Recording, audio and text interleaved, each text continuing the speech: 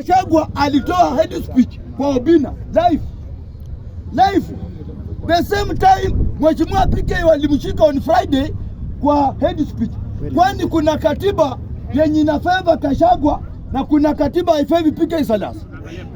Ama kwa sababu PK Salas ni Mluya na Gachagua ni Mkikuyu. Sasa katiba, kuna katiba ya Mkikuyu na katiba ya Mluya. Sisi kama vijana tunataka serikali kuwe neutral. Kama kuna bwenyenye amefanya makosa awekwe ndani, na bwenyenye wa kwanza ni Rigathi Gachagua kwa ile matamushi na bunge pia hapa na hapa bunge pia nitafika mambo ya George Natembea bunge pia hapa mambo ya George Natembea. Hii bunge iko naenda azimu wengi. Mambo ya George Natembea gani? George Natembea ni kiongozi ambaye anaunganisha Western.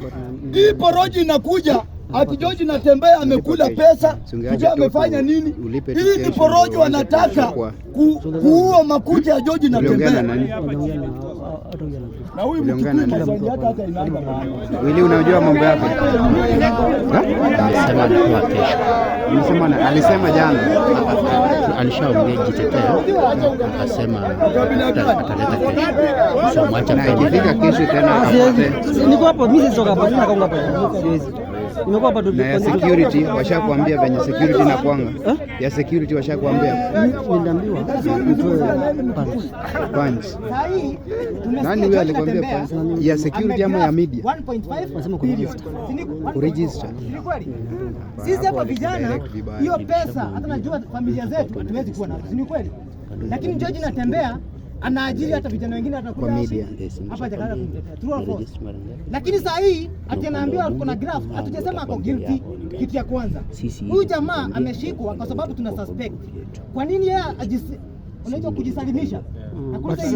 Kwa nini unakuja kutetea mtu ambaye kwanza hajajisalimisha kusema kama ameibia pesa, lakini wewe ukiulizwa swali unasema ni mkuu? Ama pia Natembea ama kwa hiyo pesa pia wewe unakula kwa hapa propaganda.